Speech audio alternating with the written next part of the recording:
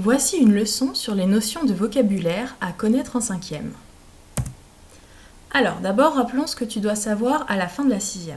Donc, normalement, tu sais déjà mettre en réseau les mots, c'est-à-dire maîtriser les synonymes et antonymes, identifier les familles de mots, relever un champ lexical dans un texte, comprendre la formation d'un mot par dérivation ou par composition, et utiliser le dictionnaire pour trouver l'étymologie d'un mot notamment.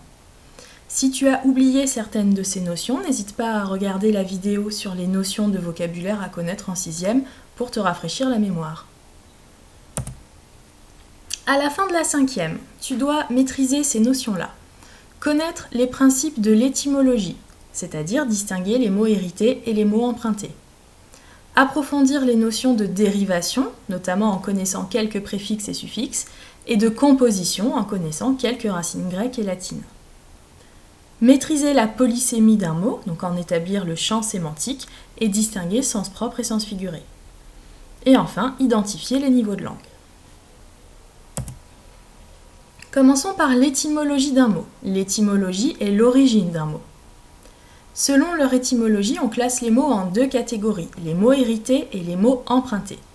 Les mots hérités sont présents à la naissance de la langue car ils proviennent de langues anciennes. Par exemple, le latin, le grec, le gaulois.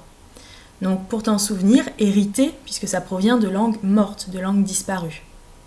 Alors qu'un mot emprunté n'est pas présent à la naissance de la langue, il a été emprunté à des langues vivantes que l'on pratique toujours actuellement. Donc par exemple, terre et acolyte sont des mots hérités, puisqu'ils proviennent du latin et du grec, alors que café et piano sont des mots empruntés, puisqu'ils proviennent de l'arabe et de l'italien.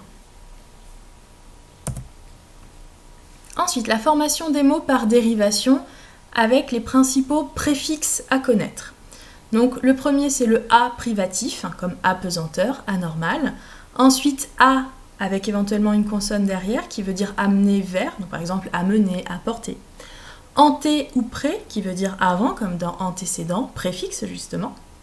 Anti qui est le contraire, comme dans antibactérien. Antalgique, algique vient de algo qui veut dire la douleur, donc antalgique contre la douleur. Bi qui exprime deux, donc une bicyclette qui a deux cycles, donc deux roues, ou bimensuel qui paraît 2 fois par mois. Co avec, comme coéquipier, par exemple collaborer, comprendre. Dé ou di ou i qui est le contraire, donc comme débranché, illégal. En ou un qui exprime l'intérieur, comme emménager, importer. Ex ou et en dehors, donc émigrer, exporter. Mal ou mais qui exprime le mal, donc la malchance, le mécontentement par exemple. Mi le milieu, comme dans midi, mi-chemin. Para ou par contre pour se protéger, par exemple parachute, pare-choc. Re ou juste le R, de nouveau, comme recommencer, rouvrir. Sub qui veut dire en dessous, comme submerger ou une subordonnée en grammaire. Sur ou super qui veut dire au-dessus, donc être en surtension, ou supersonique, au-delà de la vitesse du son. Trans, à travers, au-delà, comme transporter, transmettre. Tri, 3, donc comme un triangle ou un trimestre qui a 3 mois. Maintenant les suffixes, alors évidemment ce n'est qu'une sélection, il en existe beaucoup d'autres. Tu dois savoir qu'un suffixe sert à former différentes classes de mots, donc par exemple des noms, des adjectifs, des verbes ou des adverbes. Donc pour les noms, voici une petite sélection. Ce qui se termine en age, en ad, en ement, en sion, en ur exprime en général une action, comme baignade ou écriture. Ceux qui se terminent avec les suffixes i, s, ation, t ou tier, en général expriment une qualité, comme gentillesse, beauté. Ceux qui se terminent en e, yé, yen ou ist expriment un métier, une activité, une pratique, comme hôtelier, mécanicien, pianiste. Et enfin, o, eau ou ot, on, est, les sont des diminutifs, comme pour former lionceau, muret, etc. Pour former des adjectifs, on va utiliser les suffixes able ou ible qui expriment la possibilité, donc par exemple lisible ou mangeable, que l'on peut lire, que l'on peut manger. Ic, if, ou expriment une caractéristique comme magique, craintif. Ar, atre, as, o sont des termes péjoratifs qui vont servir à exprimer quelque chose de façon négative, comme faiblard, fadasse. Pour les verbes, on va utiliser principalement les suffixes e ou ir, ou ifier, iser, oyer, comme rougir, foudroyer. Et enfin, pour la plupart des adverbes, on va utiliser le suffixe ment, ment, comme proprement, doucement. Ensuite, par composition, donc on va utiliser certains radicaux latins.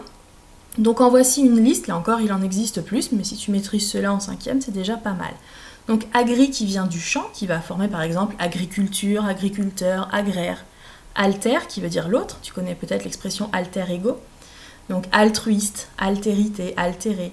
Ambi, deux à la fois, deux en même temps, donc quelque chose qui est ambivalent ou quelqu'un qui est ambidextre, qui utilise les deux mains. Aqua, l'eau, qui va former aqueduc, aqueux, aquarelle.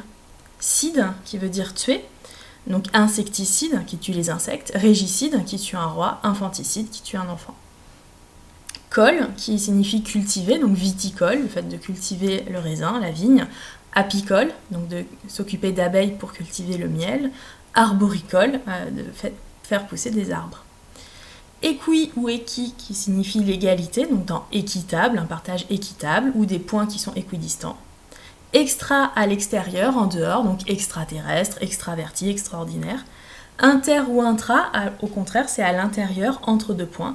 International, intervalle, intraveineuse qui se situe dans les veines. Fer qui veut dire porter, par exemple le somnifère qui apporte le sommeil, pétrolifère, mammifère, quelque chose qui porte, qui a des mamelles. Omni, tout, donc par exemple omniprésent, omnivore, omnisport, etc. Pluri, plusieurs, comme pluridisciplinaire, pluridimensionnel. Quinque, ça veut dire 5, donc comme un quinquagénaire, quelqu'un qui a dans les 50 ans. Quinquennat, quelque chose qui dure 5 ans. Rétro en arrière, comme rétrogradé ou rétroaction, rétroviseur. Semi à moitié, donc semi-automatique, semi-désertique. Et super, c'est au-dessus, donc par exemple supermarché, superposé. Principaux radicaux grecs maintenant à connaître. Auto qui désigne soi-même, comme faire son autocritique. Une automobile, donc quelque chose qui bouge par elle-même, qui n'a pas besoin d'être tracté par des chevaux. Dans ce cas-là, on parle d'hippomobile. Autodidacte, quelqu'un qui apprend par lui-même. Bio, c'est la vie, comme biologie, l'étude de la vie ou la biosphère. Chrono, c'est le temps, comme chronologique. Chronophage. Phage est lui aussi un radical grec qui veut dire qui mange. Donc une activité chronophage qui mange du temps, qui prend du temps. Graphe, c'est écrire, donc la calligraphie, l'art de bien écrire. L'orthographe, écrire droit, écrire correctement. La graphologie, l'étude de l'écriture. Hémi, c'est la moitié, donc hémicycle, hémisphère. Hydro, l'eau, on va trouver dans hydrater, hydratation, hydroglisseur. Hyper, c'est au-dessus, par exemple hypertension, hypermarché, alors que hypo, c'est en dessous. Donc hypotension, par exemple, hypothermie, hypoglycémie. Mis ou miso, c'est la haine, donc misogyne, quelqu'un qui déteste les femmes, misanthrope, qui déteste toute l'humanité. Morpho, c'est la forme, qui peut donner par exemple métamorphose, sachant que méta, c'est le changement, donc une métamorphose, c'est un changement de forme, la morphologie. Ortho, donc on a vu droit, donc orthographe, écrire droit, orthophoniste, apprendre à écrire, à prononcer correctement. Path qui est la souffrance, donc qui va donner pathétique, quelque chose qui nous fait éprouver de la souffrance, de la compassion, une pathologie, une souffrance, et quelqu'un qui est psychopathe, quelqu'un qui souffre au niveau de l'âme. Péri, autour, comme périmètre, périphérie. Phile, qui aime, donc par exemple cinéphile, qui aime le cinéma. Philosophe, qui aime la sagesse, Sophia en grec signifie sagesse.